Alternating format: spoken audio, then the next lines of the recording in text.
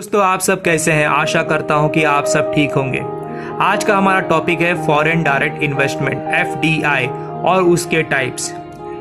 इस टॉपिक को स्टार्ट करने से पहले आप सबसे मेरा एक रिक्वेस्ट है कि प्लीज़ मेरे इस चैनल को सब्सक्राइब करें।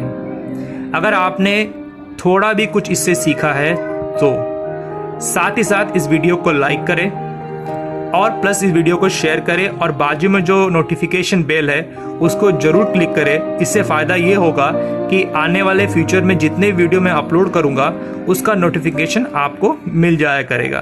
तो आइए स्टार्ट करते हैं FDI। तो आइए स्टार्ट करते हैं आज का हमारा टॉपिक फॉरेन डायरेक्ट इन्वेस्टमेंट मतलब FDI। इसका मतलब क्या होता है? It refers to obtaining ownership in foreign business entity. इसका मतलब क्या है कि आप किसी फॉरेन कंट्रीज के जो फर्म्स है उसमें आप अपना ओनरशिप पाना चाहते हैं और लेने के लिए ये इन्वेस्टमेंट किया जाता है। कैसे किया जाता है मैं आपको दिखाता हूँ कि investment based on home country acquire and assets in another country host country with intention to manage it, control, influence over decision making। Basically क्या होता है, इसके अंदर इन्वेस्टर जो होते हैं जो होम कंट्रीज में होते हैं वो कैपिटल इन्वेस्टमेंट करते हैं। किधर इन्वेस्टमेंट करते हैं? होस्ट कंट्री में, मतलब दूसरे कंट्रीज में, अनदर कंट्रीज में क्या करते हैं वो इन्वेस्टमेंट करते हैं। किस लिए इन्वेस्टमेंट करते हैं? With the intention to manage it, control, influence over decision making.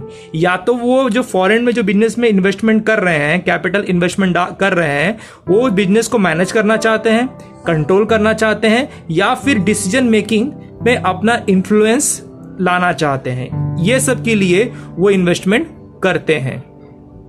तो बेसिकली यहाँ पे क्या होता है, मोर देन 10% तो अगर आप इन्वेस्टमेंट करते हो तो आपका बेसिकली यही होता है, मोर देन 10% अगर इन्वेस्टमेंट करते हो तो आपको उसका राइट मिलता है कि आप डिसीजन मेकिंग या कंट्रोल को कुछ इफेक्ट कर सकते हो। अगर मैं बात करता हूँ FDI इन इंडिया तो it's not uniform in all sectors and some sectors. मतलब क्या होता है कि अगर इंडिया की बात करूँ मैं, FDI गवर्नमेंट कितना अलाउड करती है कि कितने फॉरेनर्स आके यहाँ पे इन्वेस्टमेंट कर सकते हैं, अपना कैपिटल यहाँ पे इन्वेस्टमेंट कर सकते हैं, तो ये यूनिफॉर्म नहीं है। मतलब एक हर सेक्टर्स में इतना % FDI होना चाहिए, कोई रूल नहीं है, क्योंकि हर सेक्टर का अलग अलग इंडिया ने परसेंटेज डिसाइड किया हुआ है FDI का। जैसे कि इंश्योरेंस सेक्टर्स में 100% है, एविएशन में 49% है, मीडिया में 26% है। अगर मैं FDI की बात करूं कि FDI को कौन से सेक्टर्स में रिस्ट्रिक्ट किया गया है, प्रोहिबिट किया गया है, तो वो सेक्टर्स हैं lottery business, gambling, betting, casino extra या चिट फंड। मतलब कोई भी गैम्बलिंग बिजनेस होता है उसमें और चिट फंड में यहाँ पे FDI करना प्रोहिबिट है, चाहे वो प्राइवेट हो या चाहे पब्लिक बिजनेस, गैम्बलिंग का कोई भी काम हो। तो अब हम बात करते हैं अपने टाइप्स ऑफ FDI के बारे में। FDI के बेसिकली 2 टाइप्स हैं, एक इनवर्ड है, दूसरा आउटवर्ड है। तो पहले हम बात करते हैं इनवर्ड FDI क्या होता है। इसका डेफिनेशन क्या है? Foreign firm taking control over domestic assets. मतलब कोई फॉरेन फर्म, कोई विदेशी कंपनी जो है वो किसी हमारे देश के डोमेस्टिक, हमारे देश में इन्वेस्टमेंट करती है, मतलब डोमेस्टिक एसेट्स में इन्वेस्टमेंट करती है। जैसे कि LG, सैमसंग, सुजुकी, होंडा, ये सब इंडिया की कंपनी नहीं है, ये सब जापान और सब विदेशी कंपनियां हैं। ये लोग क्या करते हैं, भारत में आके पैसे लगाते हैं, कैपिटल इन्वेस्टमेंट करते हैं और यहाँ पे वो बिजनेस को ओन करते हैं और यहाँ से प्रॉफिट वो कमा के जाते हैं। दूसरा है आउटवर्ड FDI। आउटवर्ड FDI क्या होता है कि जहाँ पे domestic firm investing oversee and taking control over foreign assets. मतलब जो हमारी खुद के देश के जो कंपनियां हैं वो विदेश की कंपनियों में जाके इन्वेस्टमेंट करते हैं या तो विदेश में जाके इन्वेस्टमेंट करते हैं। जैसे कि हमारे IT सेक्टर्स में इन्फोसिस है, फार्मास्यूटिकल्स में सन फार्मा है, हॉस्पिटैलिटी में ओयो है और ऑटोमोबाइल में अपोलो टायर्स है। ये जो कुछ कंपनियां हैं जो कि इंडियन कंपनी है लेकिन फॉरेन कंट्रीज में जाके इन्वेस्टमेंट करके वहां पे अपना बिजनेस सेटअप करती हैं।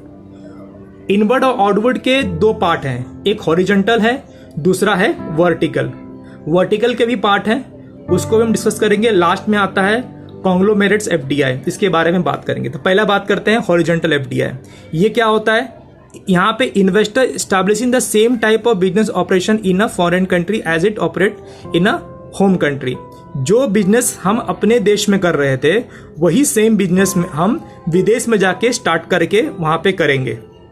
जैसे कि सेल फोन बनाना, ये मैं अपने इंडिया में करता था, मेरा खुद की कंपनी है यूएस या इंडिया में। वो सेम बिजनेस को मैंने क्या किया, एमएनसी बना के उसको मैंने एक्सपांड करके यूएस में जाके मैंने वो सेम बिजनेस मैंने ओपन कर लिया। ये हो गया horizontal. Same type of business मैंने ओवरसीज में जाके बिजनेस किया। ठीक है, सेम वही एप्लीकेबल फॉरेनर्स के लिए भी होता है। वो जो बिजनेस वो फॉरेन में कर रहे हैं वो इंडिया में आके भी कर सकते हैं, करते हैं, उसी हॉरिजॉन्टल बोलते हैं। वर्टिकल क्या होता है, is one which different but related business activity from the investor made business. मतलब इसमें क्या होता है, वो डिफरेंट बिजनेस, दोनों का बिजनेस जहां इन्वेस्टमेंट करते हैं, वो जिसमें इन्वेस्टमेंट करते हैं वो डिफरेंट बिजनेस रहेगा, उनसे कोई लेना देना नहीं। जैसे हॉरिजॉन्टल में क्या था, जो बिजनेस आप करते हो वही बिजनेस में जाके इन्वेस्टमेंट करते हो। लेकिन इसमें क्या होगा कि जो आप बिजनेस करते हो वो बिजनेस इन्वेस्टमेंट नहीं करके आप रिलेटेड बिजनेस में करोगे। जो मेन आपका जो बिजनेस है उससे जो संबंधित बिजनेस है उसको आप में करोगे। जैसे मान एग्जांपल देता हूं, सेलफोन है, सेलफोन बनाना आपका मेन बिजनेस है, बरोबर। लेकिन उसको बनाने के लिए आपको रॉ मटेरियल की जरूरत पड़ती है। ऐसे प्लास्टिक हो गया, मतलब कोई भी आयन और कुछ तो चाहिए रहेगा आपको। इसको वो प्लास्टिक रॉ मटेरियल कहाँ से मिलेगा आपको, तो किसी विदेश की किस कंट्री से आप उसे कंपनी से आप मंगाते थे, तो वो उसमें अपना टैक्स अपना प्रॉफिट ऐड करके आपको बेचता था, जिससे कि आपका कॉस्ट ऑफ प्रोडक्शन जो है काफ़ी बढ़ जाता था। तो आपने क्या सोचा कि मैं अगर उस कंपनी को ही खरीद लूंगा जहां से मेरा रॉ मटेरियल आता है, तो मुझे अब वो प्रॉफिट पे करना नहीं पड़ेगा, जिससे कि मेरा कॉस्ट ऑफ प्रोडक्शन कम होगा और मैं कम प्राइस में कस्टमर को बेच सकता हूँ और ज़्यादा मैं रेवेन्यू कमा सकता हूँ, अपना सेल्स बढ़ा सकता हूँ। तो वर्टिकल में दो टाइप के वर्टिकल एफडीआई होते हैं, पहला है बैकवर्ड, दूसरा है फॉरवर्ड। पहला हम बात करेंगे बैकवर्ड की। बैकवर्ड में क्या होता है, यहाँ पे आपका मेन जो इंटेंशन जो रहता है ना, वो रॉ मटेरियल पाने का इंटेंशन होता है कि आपको रॉ मटेरियल चाहिए। ये बेसिकली जो है ना एक्सट्रैक्शन इंडस्ट्री होती है ना, जो कि कोल माइंस में रहती है, उनको रॉ मटेरियल चाहिए रहता है। तो क्या करती है, वो फॉरेन कंट्रीज में जाते हैं जहाँ पे ज़्यादा माइंस, ज़्यादा कोल निकलता है, जहाँ से गोल्ड निकलता है, सिल्वर निकलता है, आयरन निकलता है। उस कंट्री में जाके वो वहाँ का कोल माइंस को खरीद लेते हैं और बोलते हैं यहाँ कोल माइंस सब हम लोग निकालेंगे, हम लोग यूज़ करेंगे, उसके बदले आपको हम पैसे दे देंगे। हो गया बैकवर्ड। फॉरवर्ड में क्या होता है कि selling out the product in is domestic product marketing network. मतलब क्या होता है, selling out the product is domestic produce market. मतलब क्या होता है, जो आपने डोमेस्टिकली, जो आपने इंडिया में जो भी प्रोडक्ट आपने बनाया है, वो प्रोडक्ट का मार्केटिंग आप क्या करोगे, फॉरेन कंट्री में जाके उसको बेचोगे। ठीक है, यहाँ पे बनाया हुआ प्रोडक्ट को आप फॉरेन कंट्रीज में जाके बेचने को वो ही कहते हैं फॉरवर्ड एफडीआई। समझ में आ रहा है आपको पॉइंट? ये वो डाउट रखते पूछिएगा। और लास्ट आता है कॉन्ग्लोमेरेट एफडीआई। मतलब इसका डेफिनेशन क्या है, unrelated to its existing business in its home country, no previous experience और जॉइंट वेंचर्स। का मतलब क्या होता है कि आप कॉन्ग्लोमेरेट एफडीआई मतलब क्या होता है, ऐसा बिजनेस में आप इन्वेस्टमेंट करते हो, वो बिजनेस से और आपके बिजनेस में कोई लेना देना नहीं, जमीन आसमान का भी लेना देना नहीं है, रिलेटेड भी नहीं है। जैसे कि वर्टिकल में कुछ रिलेशनशिप था, हॉरिजॉन्टल में तो सेम टू सेम था, लेकिन कॉन्ग्लोमेरेट्स में कोई रिलेशनशिप नहीं होता और आपका उसमें आपका प्रीवियस कोई एक्सपीरियंस नहीं होता है बिजनेस में, लेकिन आपको लगता है काफ़ी अट्रैक्टिव बिजनेस है, फ्यूचर में से काफ़ी ज़्यादा प्रॉफिट हो सकता है। लेकिन फॉरेन कंट्रीज में आपका कोई एक्सपीरियंस नहीं होता है, कोई आपका पहचान नहीं होता है, तो मोस्टली ये जॉइंट वेंचर के थ्रू में इसे किया जाता है। मतलब कोई ऑलरेडी कर रहा है, उसके साथ साथ में मैंने कुछ इन्वेस्टमेंट करके, क्योंकि वो लोकल बिजनेस मैन है, उसको काफ़ी नॉलेज होगा मार्केट का, तो उससे कंपनी में इन्वेस्टमेंट करके अपना बिजनेस को आप स्टार्ट कर लेते हो। ठीक है दोस्तों, आपको समझ में आया? अगर आपका कोई डाउट है तो प्लीज़ कमेंट में जाके आप कमेंट करें, मुझसे से क्वेश्चन पूछ सकते हैं। प्लस प्लीज़ मेरे चैनल को सब्सक्राइब करें अगर आपको थोड़ा भी इससे कुछ सीखने मिला है तो।